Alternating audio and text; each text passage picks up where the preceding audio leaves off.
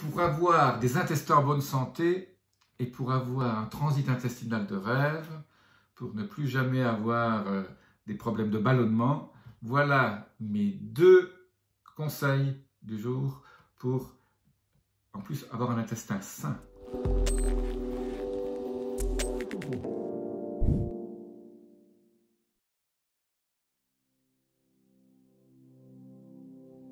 Je suis Jean-Marie Buterlin, je suis expert en rajeunissement longévité et j'aide ma communauté à ajouter de la vie à leurs années et des années à leur vie.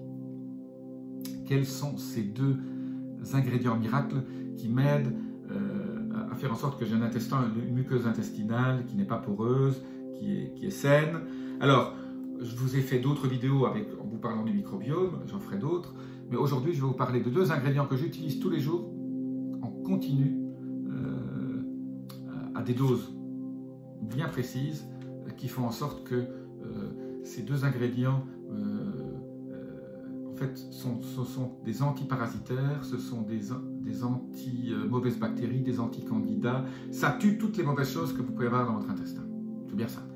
Donc vous avez des intestins sains, et quand vous tuez toutes ces petites choses qui ne sont pas nécessaires et qui créent de l'inflammation dans votre intestin, votre microbiome se sent beaucoup mieux puisqu'il n'a pas à combattre ou à être combattu par les mauvaises bactéries. Donc vos bonnes bactéries se sentent en pleine forme.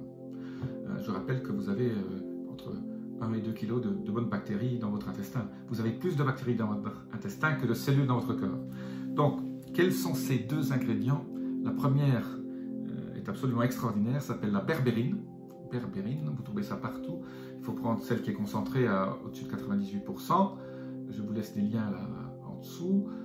La berbérine, c'est une plante qui s'appelle Berberis officinalis. Donc, cette berbérine est l'extrait d'une plante qui est absolument magique. Ça va vous rendre aussi beaucoup plus sensible.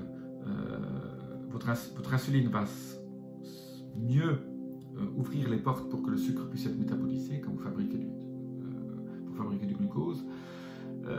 La berbérine va tuer les mauvaises bactéries, va tuer les virus, les bactéries pas les bonnes bactéries, va tuer uniquement les mauvaises, et c'est absolument génial.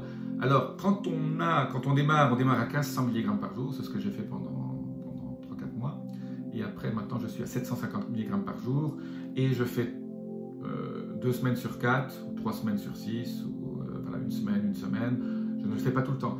Dites-vous toujours, les compléments alimentaires, c'est indispensable maintenant parce que on vous dit toujours, vous avez dans votre nutrition, dans ce que vous achetez, toutes les vitamines et minéraux dont vous avez besoin.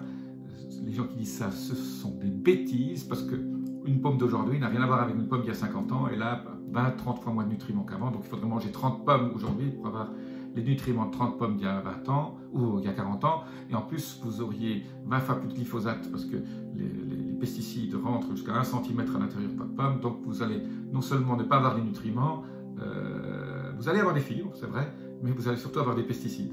Donc manger beaucoup de pommes bio, oui, ça c'est ok. Des vieilles variétés qui n'ont pas été hybridées, qui sont encore pleines de nutriments. Voilà, cette petite parenthèse sur la berbérine. La berbérine est un élément santé indispensable, en tout cas, pour la prévention aussi, pour la prévention intestinale. La deuxième chose, le deuxième ingrédient que j'utilise aussi tous les jours, à utiliser avec précaution, on commence avec une petite cuillère à café, c'est ce que j'appelle l'acide caprylique, ou c'est une triglycéride à chaîne moyenne, C8, qui a 8 atomes de carbone. Vous trouvez ça partout, vous cherchez acide caprylique C8 voilà, sur internet. Alors n'en prenez pas trop parce qu'au début il y a un effet un peu laxatif, et donc je commence toujours par une demi-cuillère à café, et après on monte tous les jours ou tous les 3-4 jours, on augmente un petit peu. Moi je mets ça dans le café.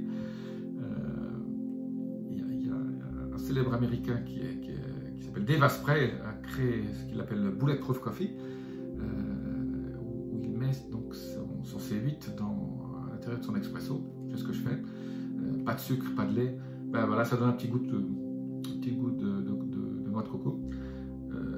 Alors ça aussi, ça a énormément d'avantages, comme la berbérine, mais ça tue aussi les champignons, les parasites, le candida.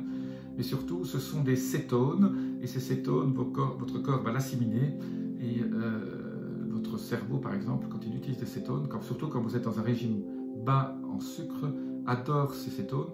Il peut utiliser... Le cerveau a de toute façon toujours besoin d'un petit pourcentage de glucose. Donc, il trouvera de toute façon de la glucose. Donc, s'il ne trouve plus de glucose nulle part, ben, il va faire ce qu'on appelle la genèse de nouvelles glucoses, néoglucogénèse, et ça, il va utiliser des protéines. Donc là, vous allez commencer à manger vos muscles.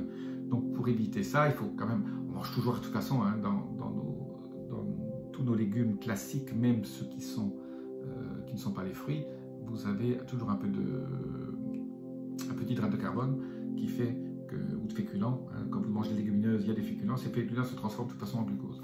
Donc la chose importante, ces cétones sont très importantes, surtout si vous voulez rentrer en régime cétogène.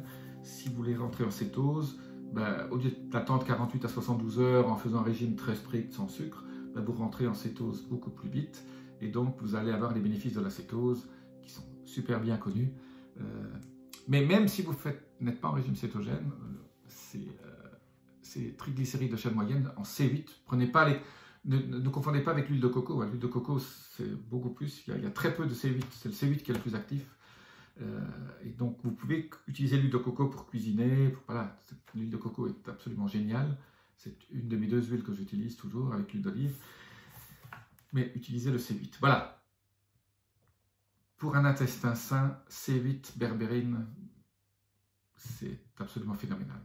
Je vous dis à très bientôt. Si vous avez aimé, appuyez sur le petit bouton abonnez-vous. À très bientôt pour d'autres petits conseils de ce type. Namasté.